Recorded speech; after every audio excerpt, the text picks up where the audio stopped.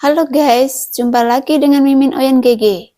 Mari kita lanjutkan cerita Donghua Dewa Xiaoyan part 11. Nggak usah lama-lama, langsung aja ke alur ceritanya.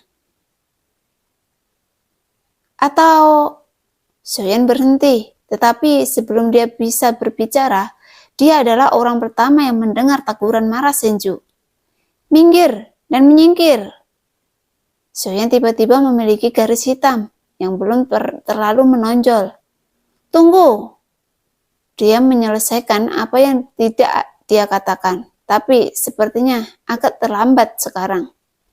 Lusinan sosok memandang Senju satu demi satu, semuanya dengan pandangan buruk. Tetapi tidak satu pun dari mereka berencana untuk memprovokasi Senju, tetapi ingin melihat apa yang ingin dia lakukan Senju. Lusinan orang membelah jalan. Senju terhuyung-huyung, dan mata semua orang terfokus pada Senju. Jika semua orang tidak percaya, mereka tidak bisa masuk, dan Senju masih bisa masuk. Saya melihat bahwa Senju mendekati kerumunan, dan langkah kakinya tiba-tiba terhenti, dan kemudian dia mendengar tertawa, mencibir dari semua orang.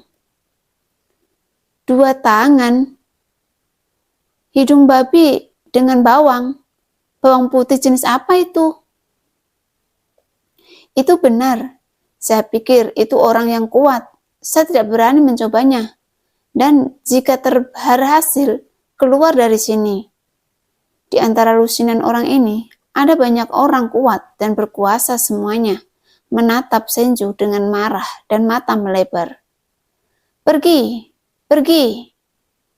Jika kamu tidak ingin memiliki kekuatan ini, pakaian seperti apa yang kamu kenakan? Itu baru langkah ketiga. Apakah kamu pandai berkelahi? Kamu pandai berkelahi? Kamu harus memiliki latar belakang ketika kamu keluar dan kamu harus memiliki kekuatan.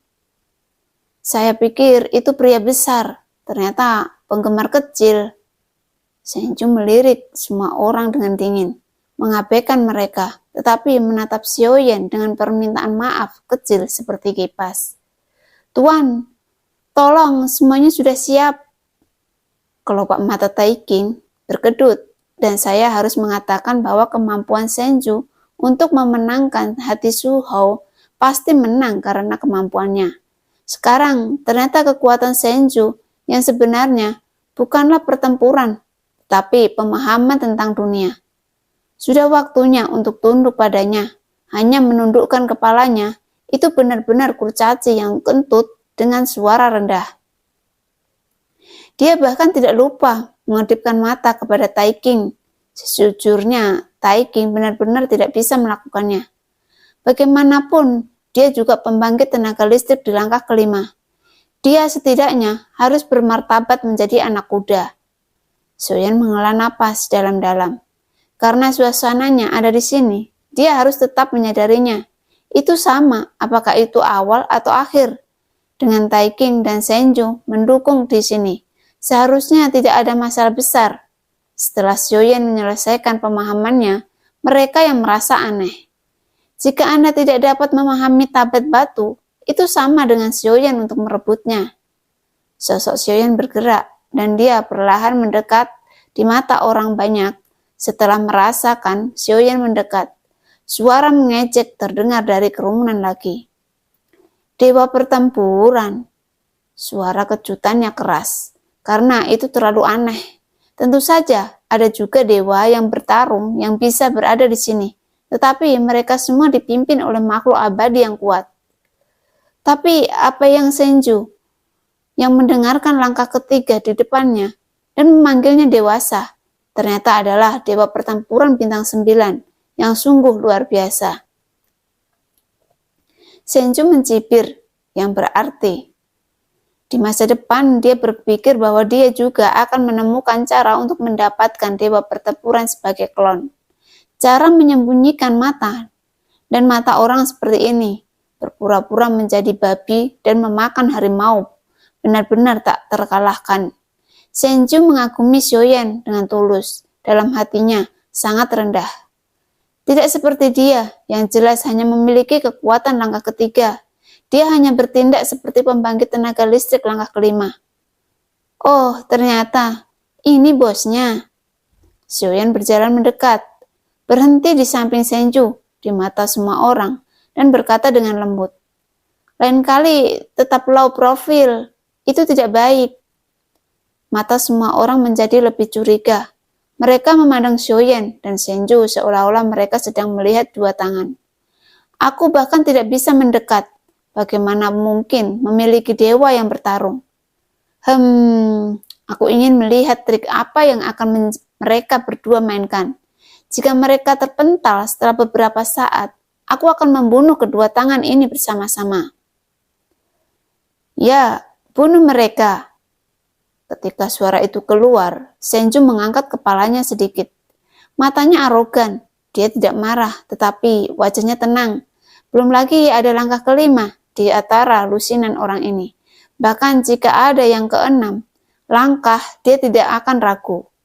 Xiaoyan juga tidak memperhatikannya, tetapi mengambil langkah maju, perlahan mendekat. 10 langkah, 5 langkah, Xiaoyan langsung duduk di depan monumen batu emas dan perlahan menutup matanya. Puluhan orang yang berbisik langsung terdiam. Sekelilingnya sangat sunyi, dan bahkan napas mereka tampak mandek pada saat ini. Dia menembak, dan sosok yang bergegas menuju prasasti emas dipantulkan kembali. Kali ini dadanya cekung, dan sepertinya kekuatan pantulannya lebih berat dari sebelumnya. Semua orang mendesis, dan mereka mundur sedikit. Mata mereka yang masih mencibir dan mencibir sejenak. Perubahan waktu dan bahkan mata yang melihat Senju memiliki sedikit ketakutan. Seseorang yang menyerahkan prasasti emas ini, tetapi diam-diam mencari prasasti lain di sekitar dan duduk.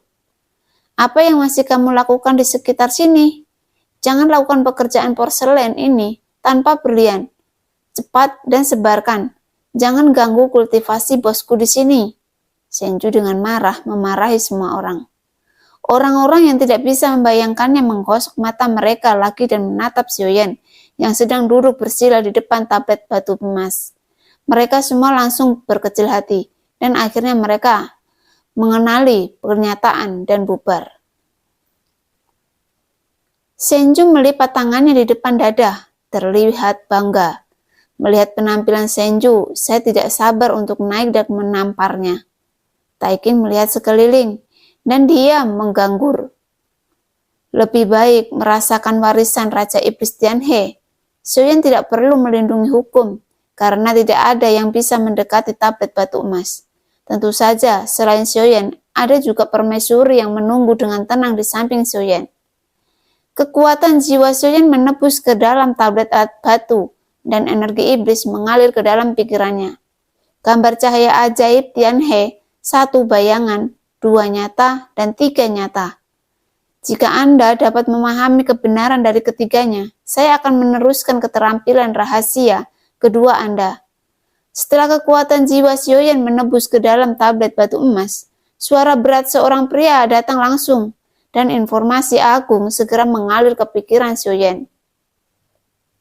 Xiaoyan melihat ilusi, dan dalam kehampaan, iblis banteng besar dengan ribuan kaki mengembun dan menabrak bintang. Saat berikutnya, bintang-bintang meledak. Xiaoyan tiba-tiba membuka matanya. Energi iblis di tubuhnya melonjak liar, dan dia segera menggunakan jantung api untuk menekannya, dan baru kemudian dia menstabilkan pikirannya. Xiaoyan tidak segera bangun, tetapi menutup matanya lagi, dan wasiatnya langsung masuk ke pagoda roh emas.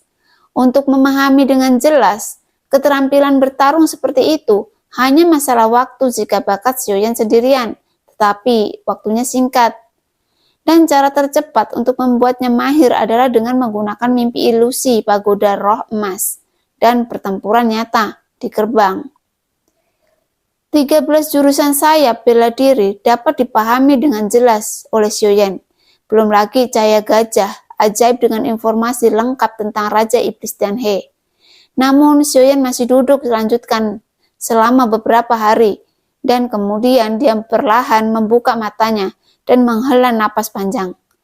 Gajah cahaya ajaib Tianhe, saya telah belajar bahwa 1 adalah bayangan, 2 adalah kenyataan, dan 3 adalah kenyataan, dan saya sudah menyadarinya.